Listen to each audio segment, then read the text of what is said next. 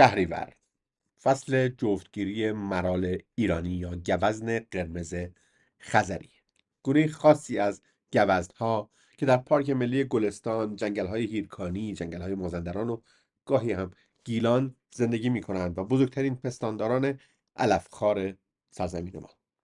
مرال‌های نر با کشیدن شیهی که شبیه به صدای گاوه، توجه مرال‌های ماده رو به خودشون جلب می‌کنند و برای بقیه مرال‌های نر هم خط و رشوه می‌کشند. بعضی وقتها هم با شاخهای بلندشون با همدیگه سر یه مرال ماده سرشاخ میشن. به این فرایند گاوبانگی گفته میشه. شنیدن صدای گاوبانگی بسیار زیبا و جادوییه. اما شکارچی های غیر مجاز که دشمن طبیعت و حیات وحشند از این اتفاق زیبا سوء استفاده میکنن و با جهتیابی صدا سراغ اونا میرن و اونا رو شکار میکنن. داوطلبان یک مؤسسه به نام نظر طبیعت هر سال به این مناطق میرن و با شنیدن صدای گاوبانگی به سمت اون حرکت میکنن تا هوای اونها رو داشته باشند و نذارن شکارچی ها به اونا نزدیک بشن. نسل مرال ها مثل خیلی از حیوانات دیگه در معرض خطره و حالا با حمایت از این داوطلبان میتونیم کمی بیشتر حافظ مرال ها باشیم. با پیروزی مسئول پزشکیان، حالا او در حال آغاز دولتش هنوز. وزرا انتخاب شدن، به وزارتخونه ها رفتن، اما این هفته تق و لق که تموم بشه اونا تازه میرن معاونهای خودشون رو معرفی میکنند. مثلا معاون مطبوعاتی مشخص میشه، معاونهای داخلی وزارتخونه های مختلف، مدیر کل ها، اینها تازه شروع به تغییر خواهند کرد. اما یه سری اصول هست که داره درباره اون خیلی صحبت میشه و مثلا یکیش احتمال قبول کردن عضویت در FATF، یکی دیگهش درباره مذاکرات برای رفع تحریم هست. یکی دیگه که خیلی هم این روزها زیاد دربارش بحث میشه، بحث مربوط به رجستری آیفون 14 و 15، بحث رفع فیلترینگ و مسئله حجابه. درباره حجاب که به نظر نمیاد که چیزی بیشتر از شاید آسانگیرتر شدن در واقع نسبت به قشری که در 3 سال گذشته تصمیم گرفته که با پوشش اختیاری تری بیرون بیاد صورت بگیره. اما اون هم به طور رسمی نه احتمالا. یک جور توقف، یک جور ملایمت یا همچین چیزی میشه برآورد کرد. باید صبر کنیم ببینیم درسته یا نیست. اما درباره FATF و بقیه هم که نیاز به اینه که ببینیم مثلا در انتخابات آمریکا چه اتفاقی میفته احتمالاً، و عمر این تغییرات به آبان ماه قد نمیده فعلا. اما بحث فیلترینگ، رفع فیلترینگ و اینها چیزیه که از یک طرف مثلا عباس عبدی روش داره مانور میده و از طرف دیگه غلام حسین کرباسچی، شهردار سابق تهران، مدیر مسئول روزنامه سازندگی و او با دیدار نیوز مصاحبه کرده. توی اون درباره لزوم رفع فیلترینگ گفته. از طرف دیگه عباس عبدی یادداشت می‌نویسه و هی درباره این موضوع اشاره میکنه. حمیدرضا جلایی پور همچنین در یک مصاحبه‌ای که کرده بود دوباره درباره این موضوع صحبت کرده بود. این حواریون دولت به نوعی شاید. اما از طرف دیگه هم شایعاتی هست که آخر شهریور رو برای یک خبر خوب مخابراتی نوید میده. افرادی که نزدیک به مراکز مخابراتی و وزیر ارتباطات و اینها هستند. اونها البته توضیح نمیدن که قرارش اتفاقی بیفته. ممکنه رجیستر شدن آیفون باشه که دربارش جدا صحبت میکنیم. اما درباره رفع فیلترینگ مشخصا مثلا افرادی مثل داوری اومدن و عنوان کردن که رفع فیلترینگ منحصر به فعلا قدم اولش اینستاگرام و واتساپ. مشخصا نیست چرا. میشه حد زد که میخوان یه ارتباطی به شرکت متا داشته باشه، شاید اعلام کنن که مثلا هماهنگ کردیم که همچین چیزی عنوان بشه که توجیه داشته باشه. اما فعلا حتی در شعارها و وعده ها هم خبری از رفع فیلترینگ یوتیوب یا تلگرام و اینها نیست که هیچ. درباره اینکه اصلا آیا برداشته شدن فیلترینگ شبکه‌های اجتماعی رو هم میشه رفع فیلترینگ بر دونست یا نه هم خودش بحثه. به نظر من نه، تا روزی که فیلترینگ غیر خودخواسته‌ای توسط کاربران روی سیستم اعمال میشه، اسم این نمیشه حتی گفت خیلی هم اینترنت، این شبکه تبادل دیتایی که وجود داره، تا وقتی که در واقع دیتای داخلی دیتای خارجی هستن تفکیک میشن و به نوعی همین نیم بهایی که مثلا هست روی سرویس هایی که از داخل استفاده کنین، از اگه بیای روی VPN یا روی مثلا سرویس های سایت های خارجی که سرورش خارجی هزینه بیشتری کم میشه، همه اینها نشون میده که این اینترنت منصفانه نیست مصرف. حتی در وعده ها و شعارها هم هیچ کس فعلا صحبتی نکرده که کلا سیستم فیلترینگ رو باید برداشت، یا درباره مثلا چنین سیستم های ناعادلانه ای باید قضاوت دوباره ای کرد. بحث ها حول اینه معمولا که سیستم فیلترینگ فعلا دیگه جواب نمیده به این شکل و باید به شکل دیگه ای پیش بریم. خب این اسمش یک جورهای هوشمندتر شدن فیلترینگ میتونه باشه، اما رفع فیلترینگ نیست به نظر من. از طرف دیگه یه اتفاقی هم که داره میفته، اگر یادتون باشه، مصطفی پور محمدی به عنوان کسی که درباره اینترنت و فیلترینگ و اینها صحبت زیادی میکرد در دوره انتخابات به عنوان رقیب هم جلیلی، هم قالیباف، هم پزشکیان، اشاره میکرد به اینکه ما به لحاظ ایمنی اجتماعی، ایمنی شبکه، دیگه این فیلترینگ راه درستی نیست برامون، چون باعث میشه که تعداد زیادی از اتفاقات آنلاین که میفته ما قابل درک نباشه برامون که داره چه اتفاقی میفته. این به نظر من واقع بینانه ترین موضعی بود که در زمینه اینترنت میشد گرفت. نمیگم لزوما درست ترین یا آزادی خواهانه ترین، واقع گرایانه ترین، واقع بینانه ترینش بود. حالا اینو بذارین کنار، اینکه یکی از دغدغه هایی که آیفون 14 و 15 رجیستر نمیشه اینه که ممکنه روی اینا سرویس هایی باشه که احتمالا هم هست که در آینده منجر به ارائه خدمات اینترنت ماهواره‌ای بدون استفاده از دیش های مثلا استارلینک بشه. کما اینکه در حال حاضر روی آیفون 15 مخصوصا سرویس های پیامک ماهواره‌ای وجود داره. از طرف دیگه باز اینکه اینها بخواد رفع فیلتر بشه، رفع ممنوعیت رجیستر بشه، ممنوعیت وارداتش برداشته بشه، خب منجر به این میشه که این پتانسیل خواهد بود که تعدادی دستگاه ها امکان ارتباط ماهواره‌ای داشته باشن. از اون طرف خود استارلینک وقتی به آمارهای شایعاتی که دربارش وجود داره مراجعه میکنیم، میگه که تا 40,000 نفر، تا 40,000 در واقع کاربر در ایران در حال استفاده از استارلینک هستند، همون اینترنت بی سیم ماهواره‌ای مربوط به شرکت اسپیس ایکس که مال ایلان ماسک.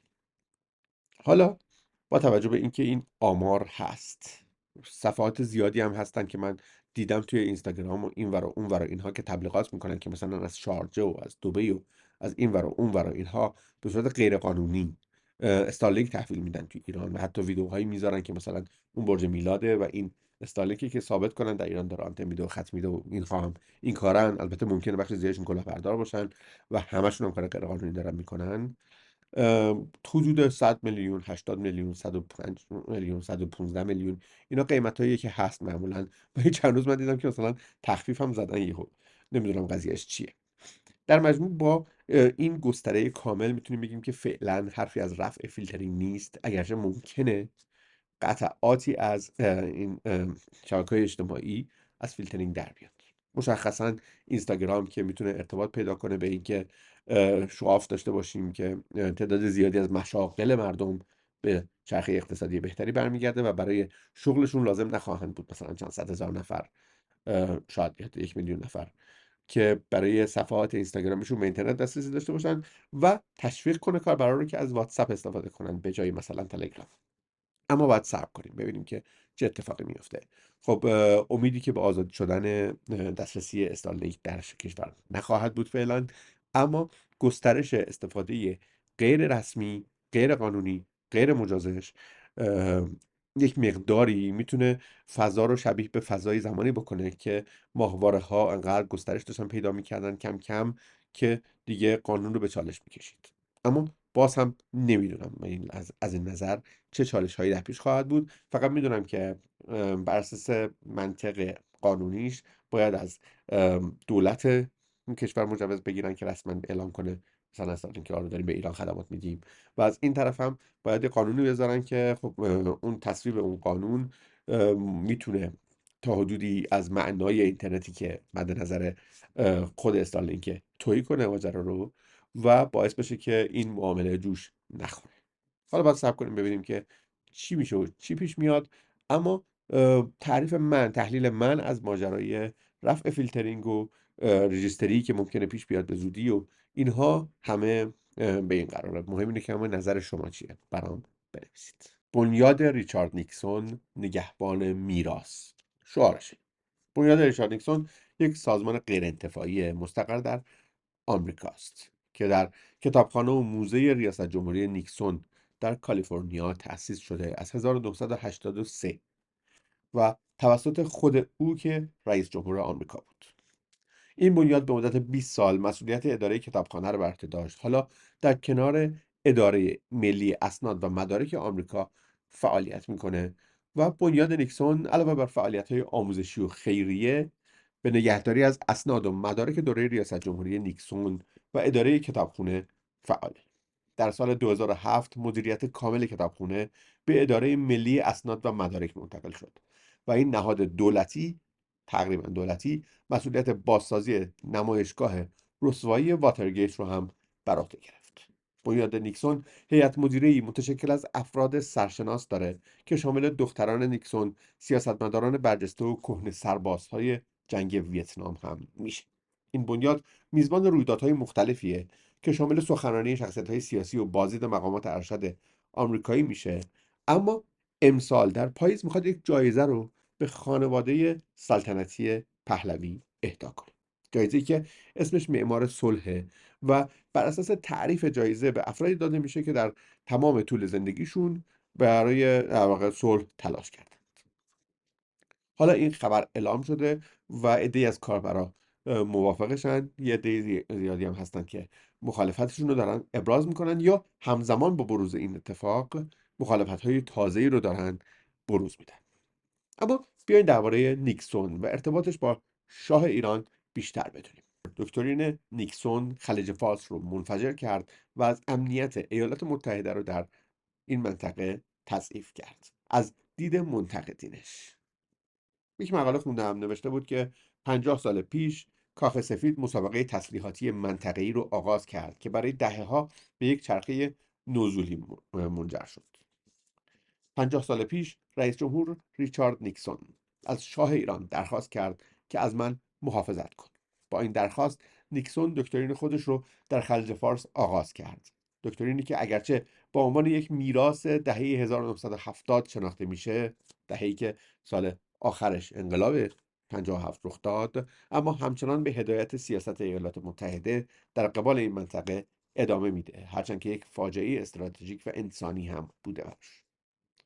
در 31 می 1972 نیکسون و شاه به طور خصوصی در کاخ سعدآباد تهران ملاقات کردند. برای اولین بار نیکسون موافقت کرد که جنگنده های F-14 و F-15 و بمب های لیزری هدایت شونده که از پیشرفته ترین سلاح های موجود در زرادخانه ایالات متحده بودند به ایران بفروشند.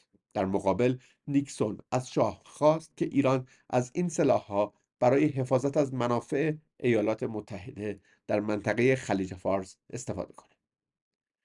با توجه به محدودیت‌های توانایی ایالات متحده در اعزام نیرو در اون زمان به خارج از کشور به خاطر جنگ ویتنام، نیکسون به متحدانش در سراسر جهان فشار آورده بود تا سهم بیشتری از بار دفاع نظامی جنگ سرد رو بپذیرند. استراتژی که به عنوان دکترین نیکسون شناخته میشد. شاید شنیده باشید حتما که اون زمان ایران رو به عنوان ژاندارم منطقه معرفی میکردند و البته بعدها محسن رضایی هم چند سال پیش ابراز تمایل کرد که اون نقش رو ایران بتونه ایفا کنه. نیکسون ایران رو به عنوان شریک ایدئال خودش در خلیج فارس میدید تا نفوذ فزاینده شوروی در کشورهای همسایه رو مهار کنه. با توجه به روابط نزدیک شاه با ایالات متحده و افزایش درآمدهای نفتی در ایران، شاه که آرزوی تبدیل ایران به قدرت نظامی بی‌رقیب خلیج فارس رو داشت، دکترین نیکسون رو پذیرفت و مسابقه تسلیحاتی عظیمی رو در این منطقه پرتلاطم آغاز کرد که تا امروز هم ادامه داره در غیابش. در اوایل جنگ سرد ایالات متحده با بریتانیا و فرانسه هماهنگ کرده بود تا فروش سلاح به کشورهای منطقه خلیج فارس از جمله ایران رو محدود کنه. در طول دهه 1960 دولت آمریکا تعداد سلاحایی رو که به ایران میفروخت محدود کرده بود، زیرا نگران بود که اگر شاه بدون کنترل باقی بمونه، بیش از حد برای سلاح‌های خارجی هزینه کنه و در نهایت حمایت مردم ایران از سلطنت رو به خطر بندازه. بعد از ملاقات با شاه در می 1972 نیکسون به دولت ایالات متحده دستور داد که سیاست محدودیت فروش سلاح به ایران رو کنار بذاره. از 1970 تا 74 توافقنامه‌های فروش سلاح و خدمات نظامی و ساختمانی ایالات متحده با ایران 23 برابر شد. تا اواخر دهه 70 شاه همچنان به خریدهای گران قیمت خود ادامه میداد. از جمله دهها فروند F-14، 4 ناوشکن موشکی پیشرفته و 7 هواپیمای نظارتی پیشرفته آواکس. ساختار نظامی عظیم ایران مسابقه تسلیحاتی در خلیج فارس رو تشدید کرد. عراق در واکنش به قدرت فزاینده ایران و ارائه سلاح‌های این کشور به شورشیان کرد عراقی، خرید تسلیحات خود از اتحاد جماهیر شوروی را افزایش داد. عربستان سعودی هم در واکنش به رشد نیروهای مسلح در عراق، خرید تسلیحات ایالات متحده را به سرعت افزایش داد. از جمله خرید 60 فروند جنگنده F-15 در 1978، یعنی سال 56، یک سال قبل از انقلاب 57. اما در اوایل سال 1979 شاه در انقلابی در ایران سرنگون شد و آیت الله خمینی که به شدت روحیه ضد آمریکایی داشت جایگزین او شد. بسیاری از ایرانیان علیه شاه اقدام کردند، تا حد زیادی به خاطر احساساتشون در رابطه با این هم بود، یعنی سوار این ماجرا هم بود قضیه که اینقدر رابطه نظامی با آمریکا باعث فعالیت‌های تبلیغاتی علیه شاه شده بود. اما این موضوع به همین شکل ادامه پیدا نکرد. با وجود سقوط شاه در ایران، ایالات متحده بر دکترین نیکسون پافشاری کرد و امیدوار بود که فروش تسلیحات به متحدان عرب بتونه ایران رو حالا مهار کنه. خاندان سلطنتی سعودی هم به شدت برای دریافت سلاح‌های بیشتر از ایالات متحده فشار آوردند تا از خود در برابر دولت جدید ضد سلطنتی در ایران که به شدت مسلح شده بود و وعده صدور انقلاب رو میداد دفاع کنند. در حالی که انقلاب ایران در ابتدای سال 1979 ریاض و واشنگتن رو شوکه کرده بود، تهاجم شوروی به افغانستان در پایان اون سال وحشت کامل رو برای آمریکا ایجاد کرد. در واکنش رئیس جمهور جیمی کارتر اعلام کرد که هر گونه تلاشی از سوی نیروی خارجی برای تسلط در منطقه خلیج فارس با هر وسیله لازم از جمله نیروی نظامی دفع خواهد شد و دستور افزایش نیروهای نظامی ایالات متحده در خلیج فارس و اطراف اون رو صادر کرد. این دکترین کارتر اغلب به عنوان پایان دکترین قبلی از سوی نیکسون در خلیج فارس توصیف شد، زیرا دکترین کارتر بر استفاده از نیروهای مسلح ایالات متحده آمریکا به جای نیروهای نظامی متحدان محلی مطابق با دکترین نیکسون برای دفاع از منطقه تاکید داشت. در واقعیت این دو با هم عمل کردند. با تکیه شدید اولیه بر دکترین نیکسون، استقرار نیروهای ایالات متحده در خلیج فارس در نیمه اول دهه 80 میلادی به کندی پیش رفت. در مقابل از 1979 تا 1984 بیش از 1/4 ارزش کل توافقنامه‌های فروش سلاح و خدمات نظامی ایالات متحده به سایر کشورها با عربستان سعودی منعقد شد. بعد جنگ 8 ساله ایران و عراق شروع میشه که به بی‌ثباتی بیشتر خلیج فارس منجر میشه و افزایش تسلیحات در هر دو طرف شکل میگیره. واشنگتن هم در یک چرخش دوباره بر دکترین نیکسون از فروش تسلیحات بی‌سابقه شوروی و فرانسه به عراق حمایت میکنه تا قدرت ایران رو مهار کنند. ایران هم در این بین از بازار سیاه سلاح‌های آمریکایی تهیه میکنه. جنگ به افزایش قیمت جهانی نفت، کشیده شدن بیشتر ارتش ایالات متحده به خلیج فارس و کشته شدن 750,000 نفر در مجموع میانجامد. حالا دکترین نیکسون رو میدونیم چیه، این اتفاقات و حواشیش رو هم میدونیم، نقش عربستان سعودی و اینکه عراق و شوروی سابق و روسیه حالا اینها چه اتفاقاتی افتاده رو بذاریم کنار. دوباره برگردیم به این خبر که تصمیم گرفته روی این بخش از تاریخ دوباره کار کنه. سخنانی درباره محمد رضا شاه پهلوی از طرف نیکسون برای اولین بار در شبکه‌های اجتماعیشون منتشر شده که در واقع در یک ظرف زمانی و ظرف تاریخی داره به محمد رضا پهلوی، محمد رضا شاه، حق میده که در اون ظرف زمانی کارهایی رو که کرده درست بوده. از طرف دیگه به فرزند او و همسرش جایزه معمار صلح رو داره میده. و در میان همه اینها خب این فعالیت‌های آنلاینشون هم افزایش پیدا کرده و این کمپین که به انتشار محتوای مربوط به ایران میپردازه احتمالاً باز طی 2-3 ماه آینده رشد خواهد کرد. من هستم تا اخبار بعدی رو هم در این زمینه اگر چیزی بود برای شما گردآوری کنم و خدمتتون تقدیم کنم. نظر شما چیه؟ برام بنویسید. فریبا داودی مهاجر یک شخصیت روزنامه‌نگار دوره اصلاحات در ایران، فعال سیاسی، فعال NGOیی، روزنامه‌نگار، اینجور چیزها. بعد از اینکه از ایران خارج شد یکی از اولین کسانی بودش که روسری از سر برداشت.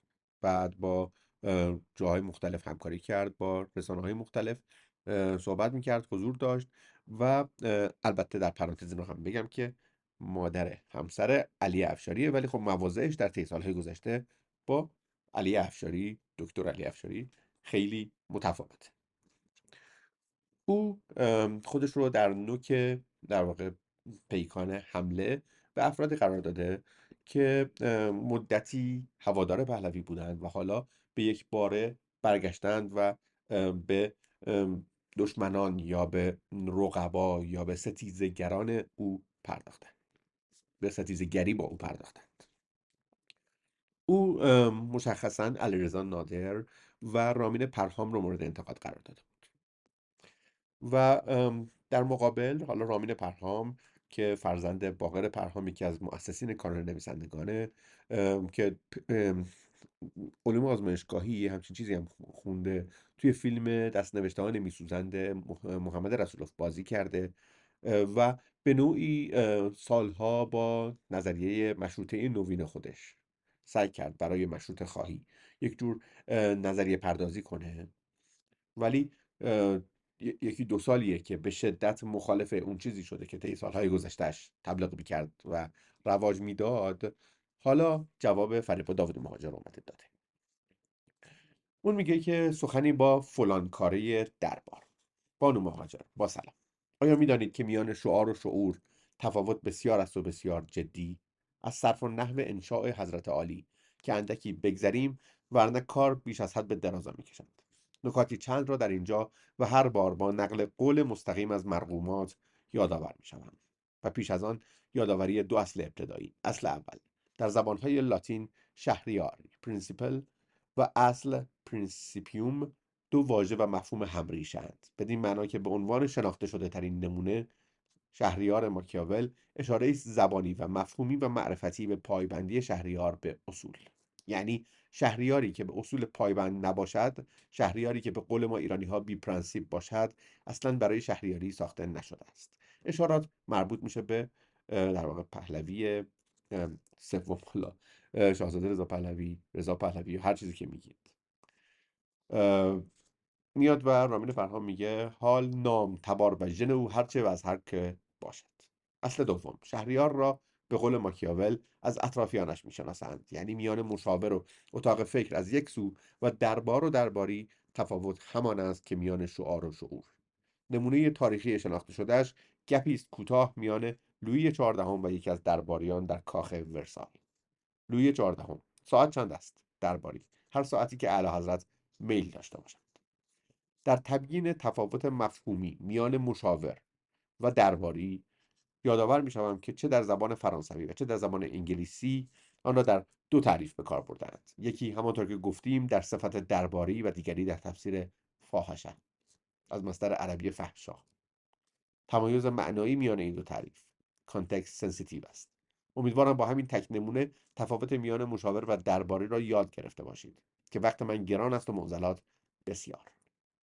رامین پرهام با همین لحن و نگاه و دیدش با زاویه‌اش می‌نویسه قلم بیهوده فرسوده کرده. مرقوم فرموده اید که بعضی ها برای بازی با کارت شاهزاده رضا پهلوی و دستیابی به موقعیتی جایگاهی 4 وجب فضای بیشتر ساخته. نخست اینکه دستیابی برای غلط است، دستیابی به درست است. دومی که بنده برای تعامل با الیت های سیاسی، هنری و رسانه‌ای داخل و خارج نیازی به شاهزاده نداشته و ندارم.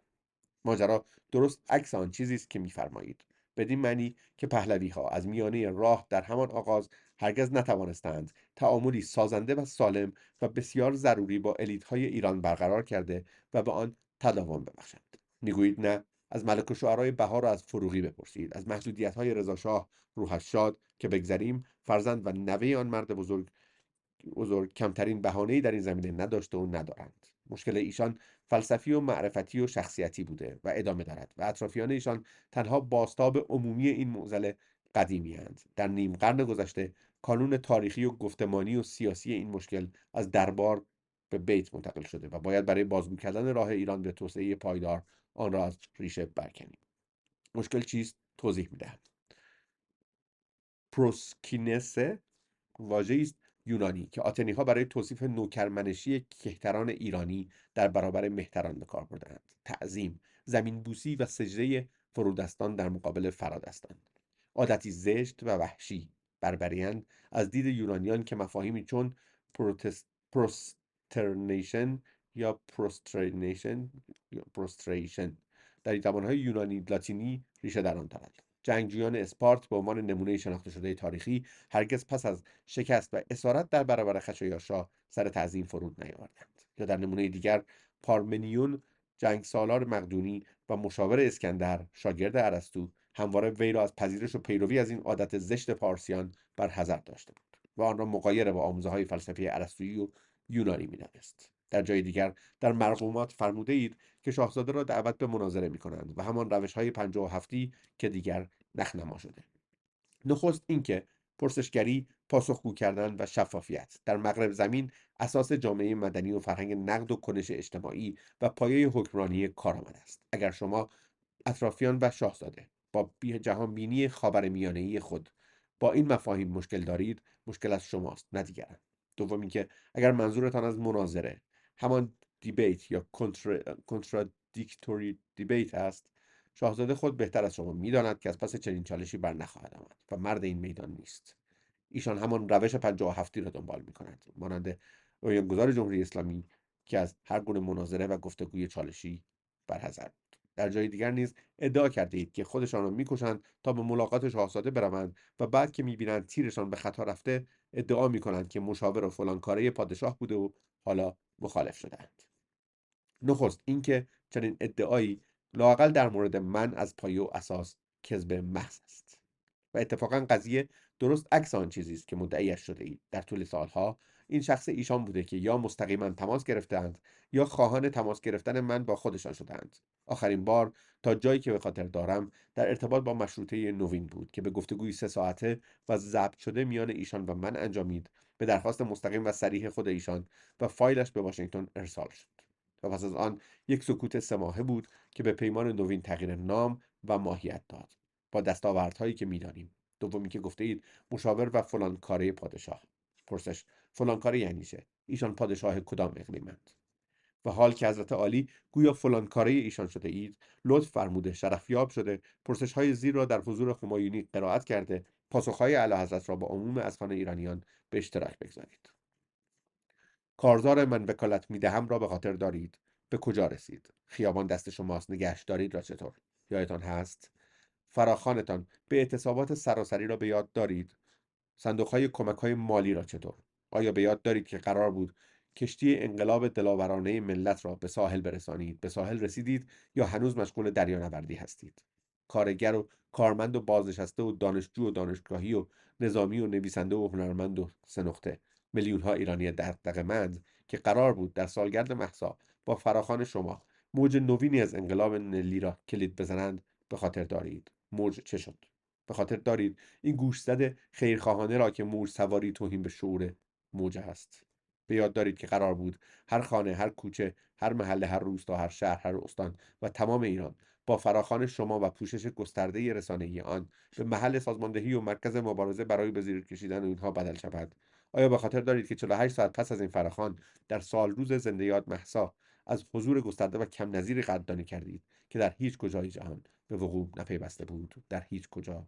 آیا به خاطر میآورید که در کنار تکرار مکرر واژه دموکراسی در تریبون‌های متعدد جهانی همواره از اعمال تحریم‌های حداکثری علیه کشورتان سخن گفته اید؟ آیا می‌دانید که حمایت حداکثری از مردم بدون سازماندهی وعده‌ای است تو خالی؟ آیا می‌دانید که میان شعار و شعور تفاوت‌ها جدی است؟ آیا در علوم سیاسی این اصل ساده و مفهوم پایه را آموخته اید که دموکراسی را با فقر نمی‌سازند؟ آیا در علوم سیاسی این درس ابتدایی را یاد گرفته اید که دموکراسی را با اقتصاد، معیشت، طبقه متوسط و جامعه مدنی می‌سازند، نه با جامعه‌ای که تمام ارکان آن با فشار حداکثری مورد حمایت شما نابود شده؟ آیا می‌دانید که فشار حداکثری مورد حمایت شما، فقر حداکثری مردم و فساد حداکثری و جا افتاده و مافیایی کاسبان تحریم و آقازاده‌ها را موجب شده؟ آیا می‌دانید که فساد جا افتاده مافیایی برخلاف آنچه ادعا کرده اید به محض اینکه اوضاع عوض شود کنار گذاشته نخواهد شد، چون چنین چیزی اصلا ممکن نیست؟ آیا می‌دانید که کنار گذاشتن فساد جا افتاده مافیایی به زمان نیاز دارد؟ آیا می‌دانید که کشوری توسعه یافته، اروپایی و صنعتی مانند ایتالیا هم در کنار گذاشتن فساد جا افتاده مافیایی ناتوان بوده؟ آیا می‌دانید که وعده‌های توخالی در سیاست، مرگ سیاسی وعده دهنده را در پی دارد؟ آیا به خاطر دارید که یک سالی پیش از اکتبر خونین 2023 از هر تریبونی که در اختیار داشتید، نهادی چند صد هزار نفر از نیروهای مسلح کشور را تروریست خوانده اید؟ آیا به عواقب چنین اقدامیتان فکر کرده بودید؟ چشم اختاپوس را به یاد دارید؟ سر اختاپوس را چطور؟ آیا حضرت عالی در علوم سیاسی این اصل اولیه را آموخته اید که اندیشیدن یعنی اندیشه کردن در پیامدها، در عواقب یک ایده و نه تنها در خود آن ایده در خلا و در انتزاع و در انقطاع از واقعیت؟ آیا به عواقب نطق‌های مکرر و لبریز از خطاهای سیاسی آشکار خودتان اندیشیده اید؟ به عنوان نمونه، آیا پیش از جنگ غزه و در جریان این جنگ به پیامدها و عواقب سخنانتان و همراهی و همزبانی با مذهبی ترین و آخرالزمانی ترین دولت تاریخ اسرائیل اندیشیده بودید؟ بانو مهاجر، روزی روزگاری در جایی آقازاده ای از اشرافیت فرانسه، چهره‌ای شناخته شده در میان چاکران خانزاد و درباریان لویی، به ولتر، فیلسوف و نمایشنامه نویس شهیر برخورده، با طعنه‌ای ناشیانه به نام او تبار نویسنده بزرگ قرن هجدهم را به سخره می‌گیرد. ولتر در پاسخ به زبان درازی آقازاده اشرافی و درباری پاسخ می‌دهد: حضرت عالی آخرین نام از تبار خود هستید، من نخستین نام از نام خودم. بانو مهاجر، تا جایی که به نام من در مرقومات مربوط می شود، یک بار و برای همیشه به خاطر بسپارید که من رامین پرهام دومین نام از نام و از تبار خود هستم، شاهزاده آخرین نام از تبار پهلوی. بانو مهاجر، ما یعنی من و همفکرانم مهر، عشق، معنویت، جوانمردی و میهن دوستی را از ایران و ایرانی آموخته ایم، از نوجوان و جوان بسیجی و سپاهی و از دلاوران ارتشی که جان خودشون رو برای حفظ این آب و خاک دادند و رفتند تا ما بمانیم. ما یعنی من و همفکرانم فلسفه را اما از مغرب زمین آموخته ایم، از آتن. ما دیسیپلین را از آلمان، لیبرالیسم فلسفی را از انگلستان، نثر سیاست را از ماکیاول، زبان و سخنوری را از فرانسه و اخلاق کاری یا اتیکس رو و گشودن مرزهای نوین را از فرهنگ از اساتید خود در آمریکا آموخته ایم. در پایان، پس از قرائت پرسش‌های ارائه شده، این پند را نیز از طرف من به ایشان منتقل کنید. سپاسگزار شما خواهم بود. بازنشستگی قابل انتظار شما، شاهزاده گرامی، در سواحل خوش آب و هوای کالیفرنیا فرصتی خواهد بود برای تأمل بیشتر بر این آموزه دیگر ماکیاول که این القاب نیستند که برای انسان افتخار می‌آورند. این انسان است که برای القاب افتخار می‌آورد. با احترام، رامین پرهام. بانو مهاجر، یادتان نرود آنچه را که یک بار تذکر دادم: وقت من گران است و مزلات بسیار. از مراهم بی بهره اید، مزاحم نشوید. و بعد در توضیحی که درباره غلط املایی که داشته نوشته بود، به کنایه خودش رو RP مینامه. RP هم مخفف رضا پهلوی و هم مخفف رامین پرهام. نظر شما چیه؟ برام بنویسید. امروز سالگرد یک عهدنامه است. عهدنامه‌ای که میان نادرشاه افشار، که البته تا آن زمان شاه نبود، و امپراتوری عثمانی در 4 سپتامبر 1746 منعقد شد. عهدنامه کردن. این عهدنامه در واپسین روزهای امپراتوری صفوی، عثمانی‌ها قادر شدند که بخشی از مناطق غرب و شمال غرب ایران رو از جمله قفقاز به تصرف خودشون در بیارن. از طرف دیگه افغان‌ها هم حملاتی رو به سمت مناطق شرقی ایران زمین از جمله خراسان ترتیب می‌دادند. بنابراین شاه صفوی مجبور به انتصاب نادر به مقام فرماندهی کل قوا میشه. ایرانیان تحت فرماندهی نادرشاه افشار توانستند بسیاری از مناطق اشغالی رو از سلطه عثمانی در بیارن. بعد از اون که نادر افشار در واقع توانست پیروزی‌های بسیاری رو کسب کنه و بیگانگان رو از خاک‌های ایران بیرون ببره، تصمیم به انحلال سلسله صفویه و تأسیس یک امپراتوری دیگه به نام افشاریان گرفت. نادر بعد از به دست آوردن مناطق پیشین ایران و بازپسگیریشون تصمیم به حمله به مناطق شرقی عثمانی، شرق آناتولی و عراق فعلی گرفت. او در پی این تصمیم به لشکرکشی به اون منطقه روی آورد و تونست پیروزی‌های بسیاری رو به دست بیاره و طبق معاهده استانبول در 1736 در واقع عثمانی ها شرایط جدید رو تحمیل کنه. بعد از مدتی از این عهدنامه، حکومت عثمانی در صدد پسگیری مناطق از دست داده در عهدنامه استانبول بود و بنابراین حمله به مناطق مذکور رو آغاز میکنه. از طرفی نادرشاه از 1743 تا 1746 به مناطق مذکور دوباره حمله میکنه و پیشنهاد داد تا از این دو مرکز اسلام، ایران به عنوان مرکز شیعه و عثمانی به عنوان مرکز سنی، با یکدیگر آشتی کنند. پس از اون به عثمانی ها فشار آورد که مذهب شیعه رو به عنوان مذهب شرعی از اسلام به رسمیت بشناسند. عهدنامه در نزدیکی شهر قزوین به امضا میرسه. طرف ایرانی مشارکت کننده حسن علی حاجی و طرف عثمانی مصطفی نظیف بود. خط مرزی میان دو کشور به خط مرزی تایید شده در عهدنامه قصر شیرین در 1639 برمیگرده و عثمانی حکومت افشاریان را به عنوان حاکم ایران به رسمیت میشناسه. عثمانی پذیرفت که به زائران ایرانی اجازه بده که به مکه برند. تبادل کنسولگری شهربندر برای هر دو کشور اجازه داده میشه. هر دو کشور میپذیرند تا اسیران جنگی رو مبادله کنند و عثمانی مذهب شیعه رو به عنوان مذهب شرعی اسلام میپذیره و بهش تن میده. و آخرین خبر امروز، خبرهایی درباره شبکه‌های اجتماعی بیشتر. اینستاگرام سرویسی رو ارائه داده که روی استوری ها بتونید کامنت بذارید. قبلا میتونستید بذارید ولی خصوصی ارسال میشد برای کسی که استوری رو گذاشته. حالا داره این سرویس تعمیم پیدا میکنه به اینکه شما بتونید کامنت هایی بذارید که دیگران بخونن، یعنی استوری ها، فیدبک های دیگران به استوری ها رو شما میتونید ملاحظه کنید.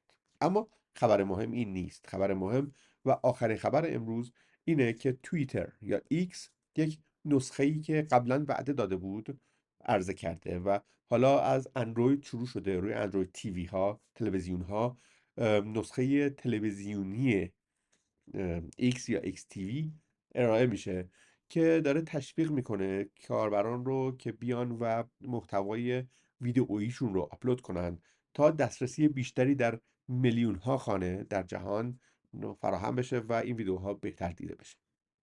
در حال حاضر امکان ویدئوی لایو هست، امکان انتشار پادکست های تصویری، پادکست های صوتی و برگزاری اسپیس ها هم به کنار.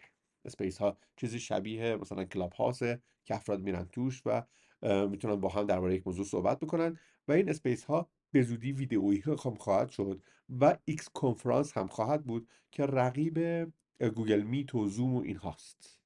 حالا فرض کنید همه اینها به اضافه ویدیوهایی که روی کل توییتر سابق ایکس فعلی آپلود شده در دسترس خواهد بود و این امکان متصل بشه به درآمدزایی و اولین قدم‌های محکم یک رسانه برای رقابت با یوتیوب خواهد بود. برام بنویسید اصلا توی ایکس یا توییتر هستید یا نه. من اونجا با آیدی نیمانیا یا نیما افشار نادری اسمم کامل و یا واقع نیمانیا آدرسمه هستم و هر روز هم تقریبا یک چیزهایی می‌نویسم. اگر دوست داشتید اونجا هم میتونیم با هم در ارتباط باشیم. نظرتون رو درباره این خبر، این تحولات و کل ویدئوی امروز برام توی کامنت ها بنویسید. اگر هنوز سابسکرایب نکردید ویدئو رو، تقریبا آمار میگه که نیمی از افرادی که ویدئو رو میبینن در طول روز ویدئوها رو میبینن ولی کانال رو سابسکرایب نکردن. لطفا اگر از اون دسته بیننده ها هستید حتما کانال رو سابسکرایب کنید. تیک زنگولش رو هم بزنید تا هر صبح حد اکثر تا 8 صبح ویدئوی تازه‌ای که آپلود میشه به اطلاع شما برسه. تا ویدئوی بعدی، خدا نگهدار.